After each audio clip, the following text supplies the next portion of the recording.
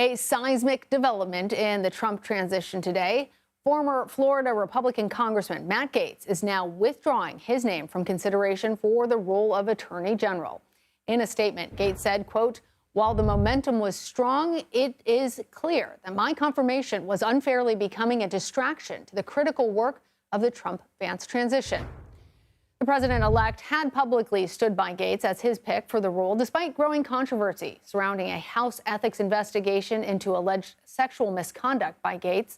The president-elect responded to the news on Truth Social saying, quote, "I greatly appreciate the recent efforts of Matt Gaetz in seeking approval to be Attorney General.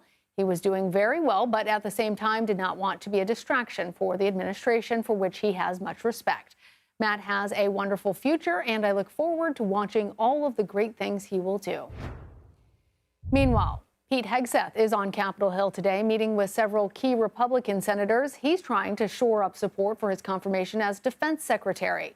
And today we're learning more about a sexual assault accusation against him from a newly obtained police report. Republican Senator Bill Hagerty condemned the allegations following their meeting. We have team coverage for you now. CBS News political director Gómez is tracking these developments from our Washington bureau. And CBS News congressional correspondent Nikole Killion is on Capitol Hill. Nikole, I'm going to start with you. How significant is the fact that Matt Gaetz has withdrawn his name for Attorney General? Well, I think what's significant about his withdrawal is that just a couple of days ago, you had President-elect Trump telling reporters that he stood by Matt Gaetz as his pick, that he was not going to back down from that. And now we're seeing kind of this 180 reversal with Matt Gaetz taking himself out of consideration. And this comes a day after he was here on Capitol Hill, pretty much from morning till evening, meeting with senators, trying to win their support for this position. And while he did acknowledge in the statement that he released this afternoon that he felt that there was momentum there for his nomination, privately there were some concerns here on Capitol Hill about whether or not he had enough support or could build up enough support ahead of any potential confirmation hearings early next year. So the fact that he is now taking himself out of the running seems to be an indication that he may realize that maybe that support simply wasn't there.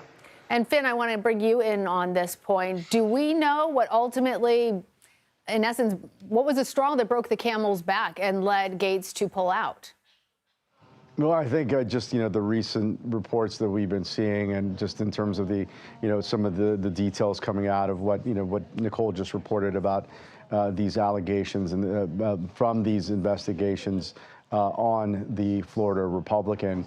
I do think ultimately it was the fact that it was just too much of a problematic landing through this very heavy political turbulence that we're seeing for Matt Gaetz. Like, it is rare in Trump world. I've been covering Donald Trump since 2015. Actually, the first rally I covered was in 2011 when he was flirting with a run then. But you do not often see any sort of acknowledgement of a mistake. You don't see a lot of I'm sorry's coming out of his first administration, Trump 1.0.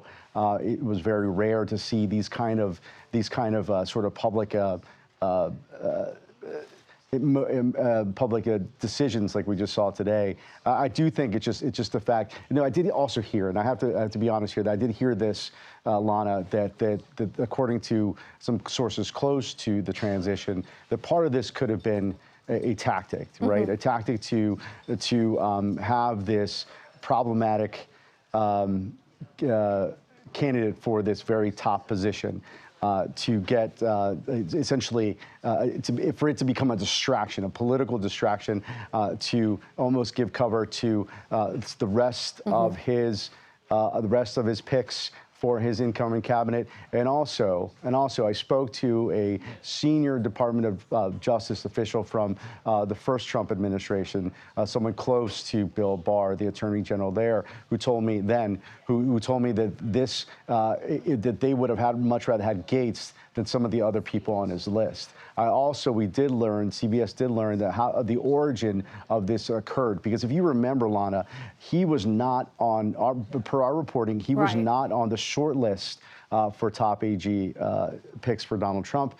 So I think it's really interesting that he became this pick, and it was in part because of Boris Epstein, his legal advisor, who was speaking to him on Trump Force One and suggested him, and so it was done without a lot of preparation. And I think now what you're seeing is this is that Gaetz's ascension and trajectory has essentially gone down in flames, at least in this iteration of what he's doing here. Now, the closeness between the president-elect and the former congressman was no surprise, but him being elevated to the head of the Justice Department certainly took a lot of people by surprise. And given that, Nikole, I'm wondering, how are members of Congress now responding to the announcement that Gaetz is out? And is there any inkling of what this might mean for the release of the House Ethics Committee investigation? Yeah, and I would just briefly note to your point, I mean, I think, there's certainly different perceptions of Matt Gaetz, both inside of this body, but outside in MAGA world, if you will. I certainly saw Matt Gaetz a number of times on the campaign trail with President-elect or then former President Trump. And, he was received very well by a lot of Trump supporters, people stopping him for photographs, autographs, and the like. So, he did have some support and popularity among the President-elect's base, but here on Capitol Hill, at times he was reviled because of his role in trying to oust former Speaker Kevin McCarthy. These allegations from the House Ethics Report have been circulating for some time. Obviously, they were conducting an investigation into alleged sexual misconduct on the part of the congressman. We know in talking to an attorney who represents two clients who testified to the panel that according to his clients, they have told the panel that the former congressman was part of these sex parties, that he allegedly had sex with a minor, and that he paid some of these women through Venmo transactions. And keep in mind that Gaetz has vehemently denied all of these allegations. But again, it's kind of been circulating and out there, and that's certainly what gave a lot of senators pause in terms of saying whether or not they would support his eventual confirmation.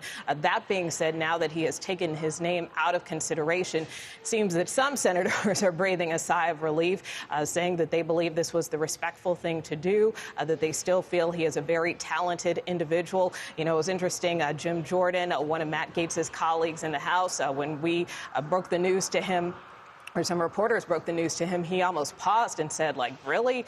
And seemed taken aback by Matt Gaetz's decision, quite frankly, and also praised him as someone he believes is a talented individual. So that being said, the reaction has been very mixed here on Capitol Hill. But for now, at least, it will prevent a lot of us reporters from asking questions about Gaetz, which, many senators are probably relieved because we've been doing this now for many days now. And many of them have said, look, we just want the process to play out, but now they can kind of move forward with a clean slate. And it seems in terms of Gaetz's position, he didn't want to be a further distraction.